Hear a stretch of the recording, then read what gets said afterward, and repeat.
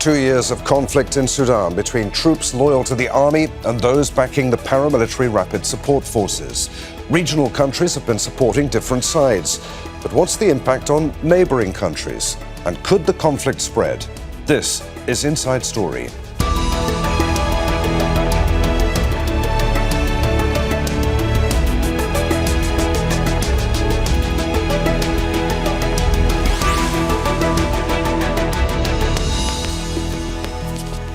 Hello, welcome to the programme. I'm Adrian Finighan. An anniversary without celebration. It's been 2 years since the devastating conflict in Sudan began.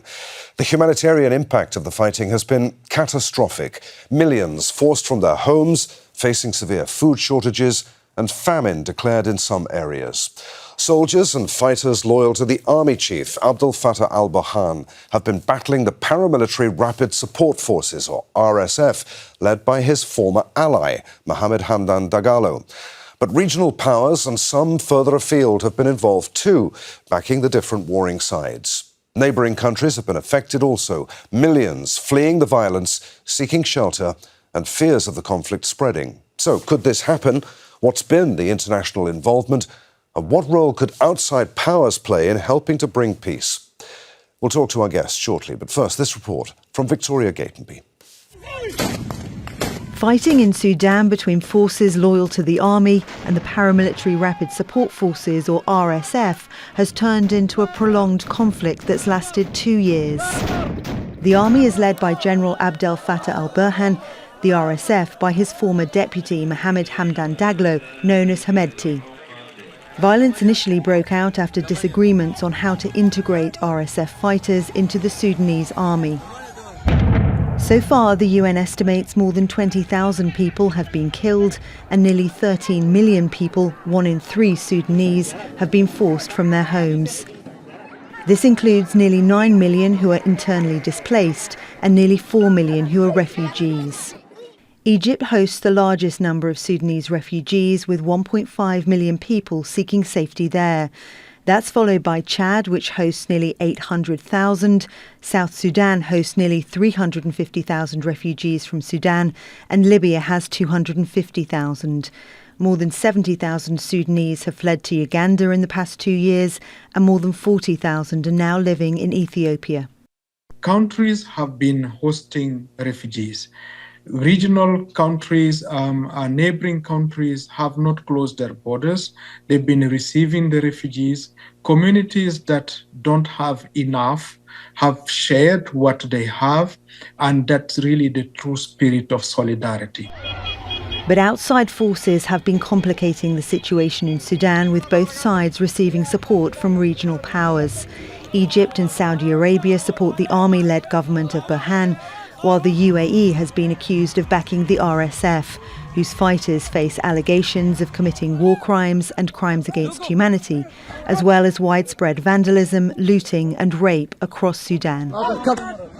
In March, the army-led government filed a case with the International Criminal Court against the United Arab Emirates, accusing it of providing support to the RSF's mass killings of the Masalit ethnic community in Darfur. The UAE government has denied the charges.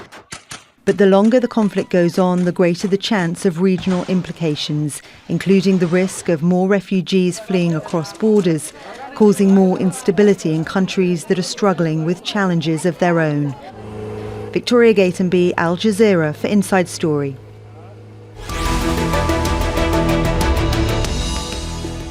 Let's bring in our guests. From London today, we're joined by Justin Lynch, Managing Director of the Conflict Insights Group and co-author of the book, Sudan's Unfinished Democracy. In Bangkok is Mohy Omer, former Senior Sudan Policy Advisor to the Biden administration and a Sudan specialist.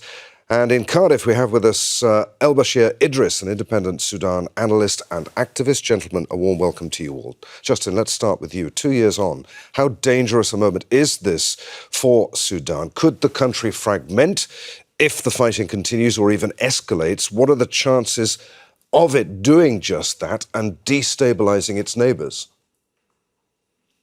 Well, I think that we have already seen this conflict escalate into one of the world's worst.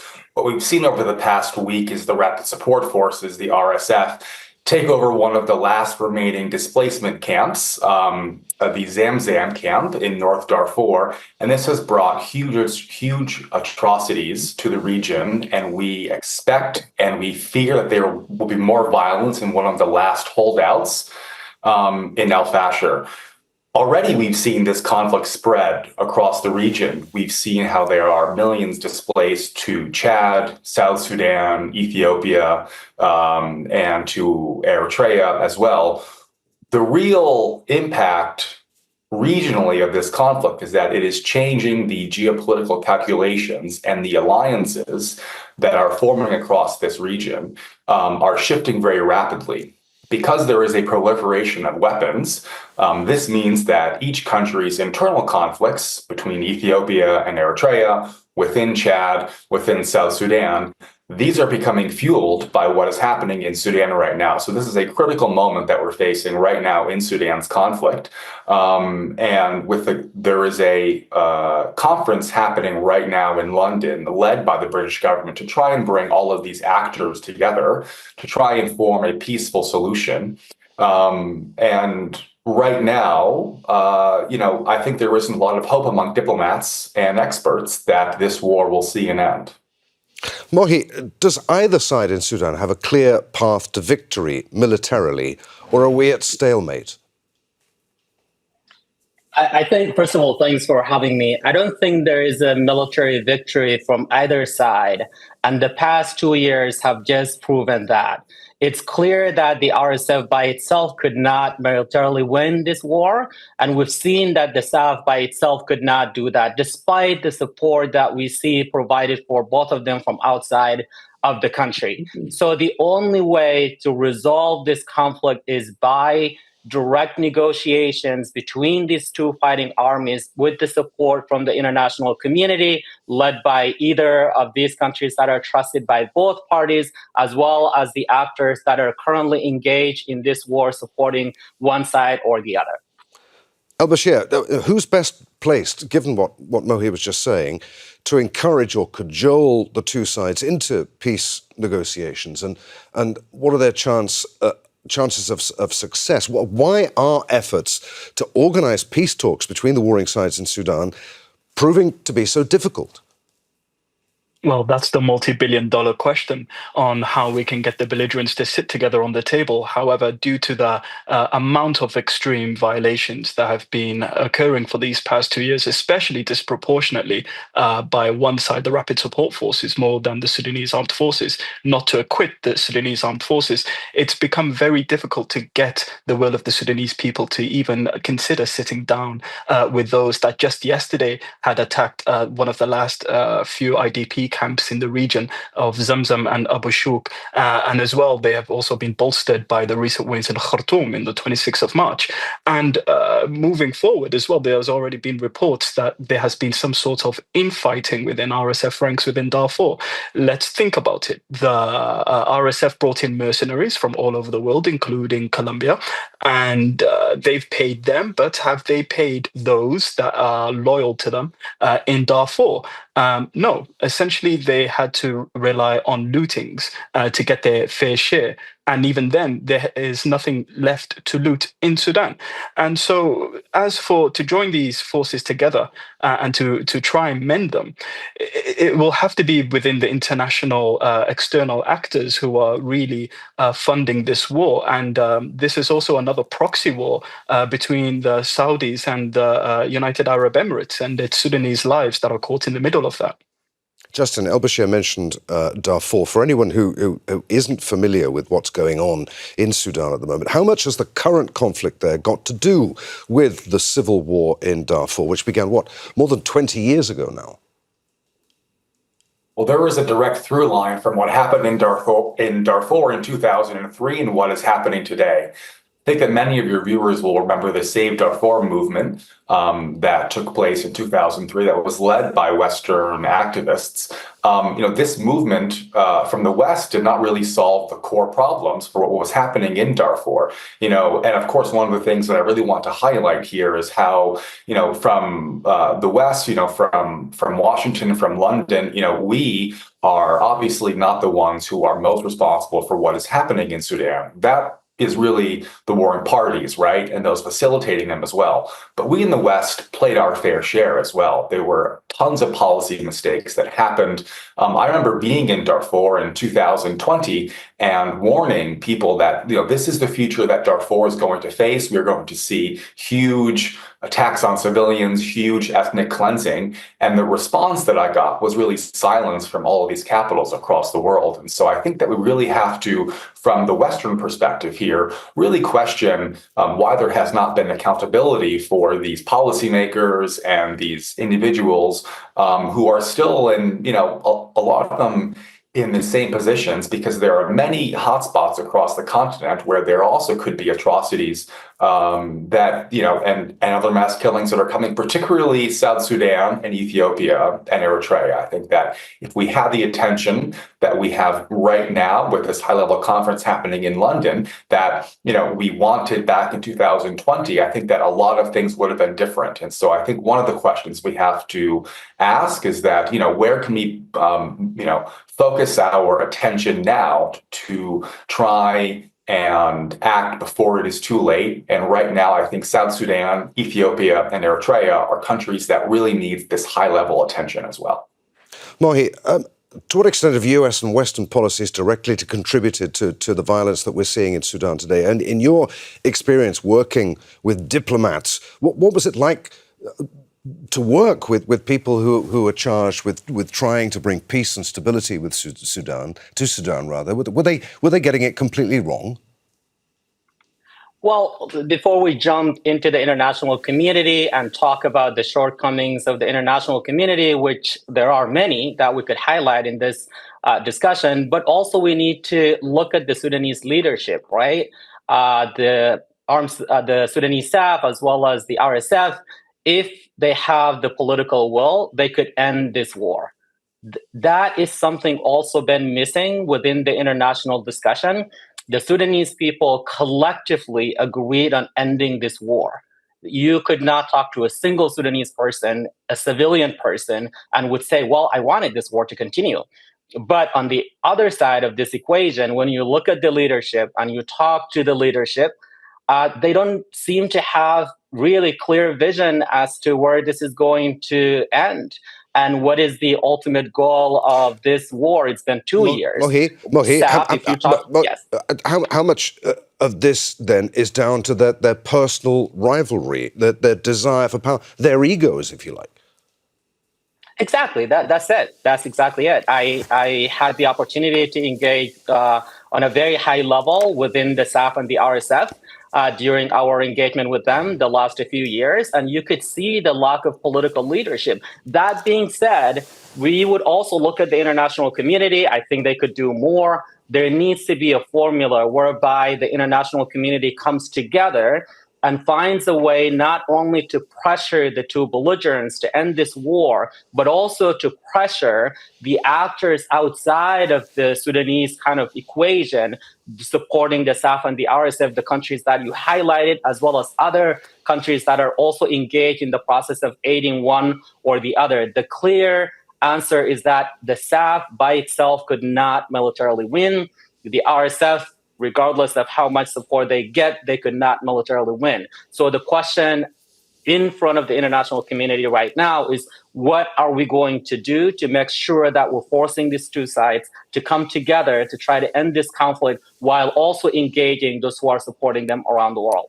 Okay, we'll talk a little more about that in a few minutes. But first of all, Elbashir, who's supplying the warring parties in Sudan with weapons and financial support, and why? Why are countries well beyond Sudan and its immediate neighbourhood interested in what happens there? Sudan is a very large cake that everybody wants a slice of. And during a time of chaos, this is the perfect time for external actors to put their machinations to the test. And in this current situation, we have Egypt and Saudi Arabia backing primarily SAF as well with Iran, but we also have the UAE, Chad, and Kenya backing the rapid support forces. And each of these countries have their own agendas and their own resources that they wish to take from Sudan. Let's not forget, or many do not know, that the UAE has a lot of agricultural investments that it's made in Sudan since 2017, and it doesn't wish to lose a lot of those investments. That's why it's being very heavy-handed in its response in supporting the rapid support forces, even if they say they don't. There are senators within Van Hollen in America in Congress who has released a letter yesterday or the day before saying that, showing it right there, that the UAE is sending weapons to the rapid support forces, even though they keep on denying that fact. Though the most important thing is that with these belligerents as well, we must understand how you treat your home is how your neighbors will treat your home. And clearly, the caretakers of Sudan for the past few decades have not treated their home with care.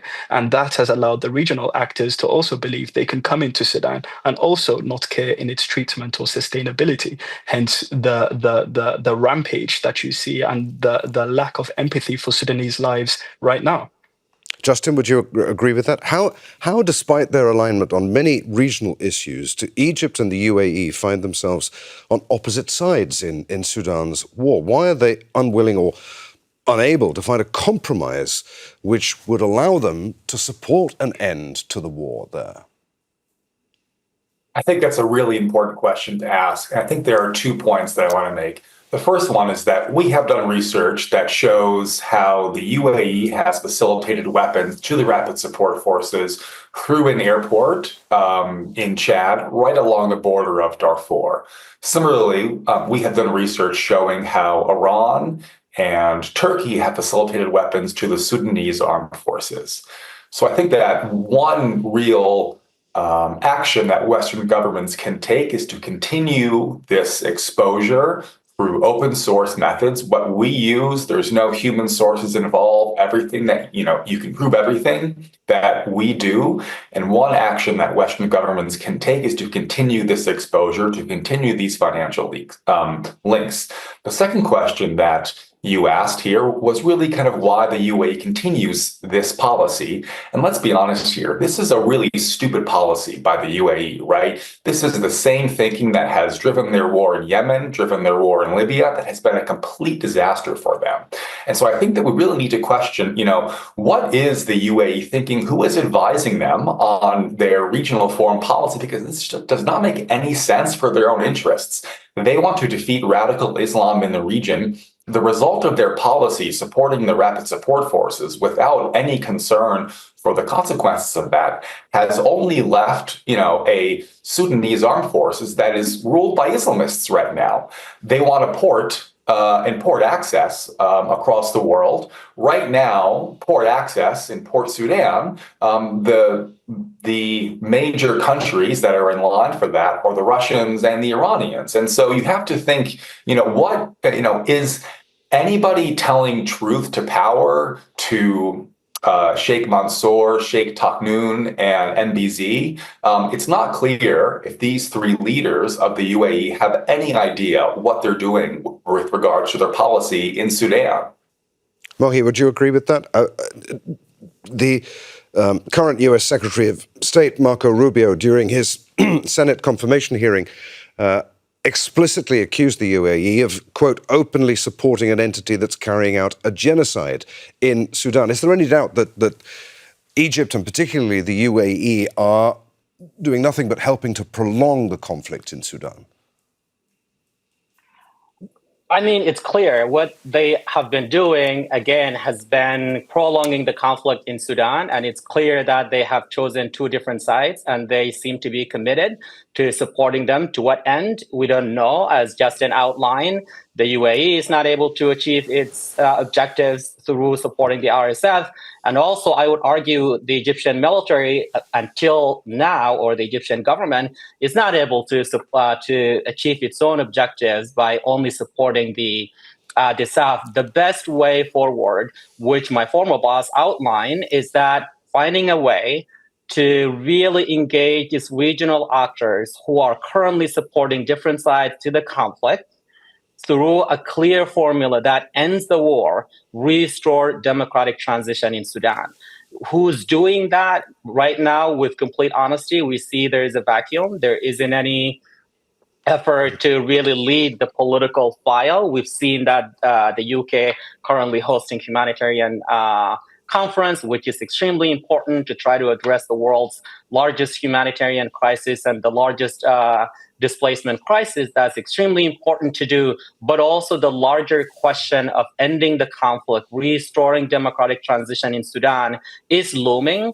And we don't, at the moment, we have not seen any country really stepping into the play and leading this effort. The US government, again, under the previous administration, has stepped up its game, but it was a little late. The former special envoy came last year. He was really actively engaging not only the belligerents, but also regional actors and international actors being part of the conflict. And we don't see that as of now. That means it's going to wait for some time. I'm glad that Secretary Rubio is really engaged in this. And not long ago that he said he talked to the Kenyan president as well as talked to other regional actors to find a way to end this conflict.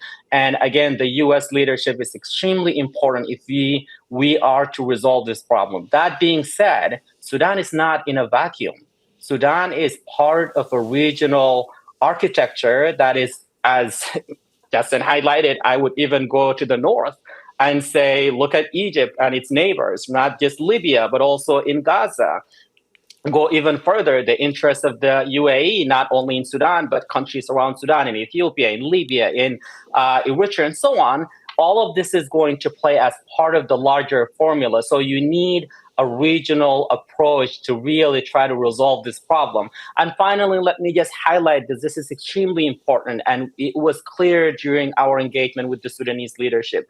The Sudanese leadership currently, the SAF as well as the RSF, they need to take responsibility and they need to really engage at a level that could end this conflict. And that political will, we have not seen from both of the leaderships, or maybe from one more than the other.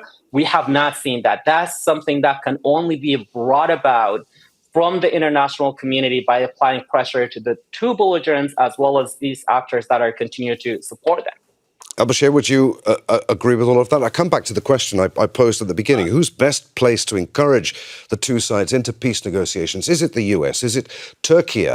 Where's the African Union in this? Saudi Arabia, which was mediating ceasefire talks not long after the war began in May 2023. What's it doing now? I do not see anything coming in from the US. And if anything, the Trump administration has just showed that morality within the international community has collapsed. The way international order is now is through power bargains and deals and with strong arming. And we've seen the way President Trump has dealt with Ukraine. And essentially try to end the war there through deals that involve exchange and possessions of resources. We've seen similar tactics in Palestine. Are we going to see that same kind of deal breaker, kind of Trump administration to come in and save the day? And I wouldn't expect it so unless it comes in from the two countries that are backing the different belligerents in the war that happen to be the ones that are courting the US the most at the moment. And I believe that is talking about the petrodollar. Let's remember something. Just a few weeks ago, though unrelated to Sudan, it's very related to Sudan. There was Sheikh Tahnoun of the UAE who went and met President Trump to give an investment of $1.4 trillion for the next 10 years. The Saudis wish to give $1 trillion to the Americans in the next 5 years. And essentially, this money will help the belligerents, not even the belligerents, the external actors to influence this war and the outcomes of it, and as well buy off some sort of diplomatic covering and immunity, and especially with the ICJ case in Sudan, or rather against the UAE by Sudan. That kind of money with a kind of leadership that Trump has emboldened once again into this world, I do not believe that it's in the international community's interest to act out of moral good, but more so also in business deals and strong arming. And that is what we're seeing in Sudan. It's basically a very big power play, a regional power play, where everyone is trying to tug from each other. However, to answer earlier in terms of Mohy's statement that... Very quickly, Elbashir, we're running out of time. Quickly, yep. Essentially, if this war at this moment, we're looking at a fragmentation into a quasi-state of the rapid support forces. And I don't believe it's in the interest of the Sudanese armed forces to have a quasi-state that would be rebellious towards it and can continue prolonging this conflict. But at the same time, as Mohy said, it's very difficult to see an outright military victory from either side. But the stakes are the splitting of a country, just like we had 11 years ago with South Sudan. Okay. All right. Justin, finally, where does this leave the people of Sudan, the people there who are living under the constant threat of violence, the displaced, the neighbouring countries destabilised by the number of people who fled into them from Sudan? Is there any hope for any of them? Do you see any light at the end of the tunnel here? Well, I think what we need to do is keep moving forward. I think that Elbashir made a great point at the end there about what the interests are of the UAE. I think there are two pressure points that we need to take very seriously. There have been many campaigns to try and shame the UAE into action. I think that we need to be honest and recognize that the UAE does not necessarily care what Western human rights advocates think of what's going on in Abu Dhabi. I think that there are two big pressure points that we need to be putting on the UAE, and the one is financial. There are huge Western links to the UAE. There are huge technology companies that are supporting the UAE, that are supporting their military and their defense industries. And I think that those companies and the West should take a greater eye at regulation about this relationship with the UAE, particularly with regards to these continued human rights violations. I think the second big pressure point here is gold, right? The interests of the UAE is to try and diversify their financial portfolio and to get off the American dollar. So they're buying gold from the rapid support forces and from the Sudanese armed forces to try and stabilize their currency. Okay. So I think that we need to put real restrictions and really investigate the gold links between Sudan and the UAE, and also who the UAE is selling that gold to. Okay. Justin, many thanks indeed. Gentlemen, many thanks to you all for being with us. Justin Lynch, Mohy Omer, and Elbashir Idris. And thank you for watching. You can see the programme again at any time by going to the website at aljazeera.com. For further discussion, join us on our Facebook page. That's facebook.com/AJ Inside Story. And of course, you can join the conversation on X, our handle there at AJ Inside Story. From me, Adrian Finighan, and the team here in Doha. We'll see you again. Bye for now.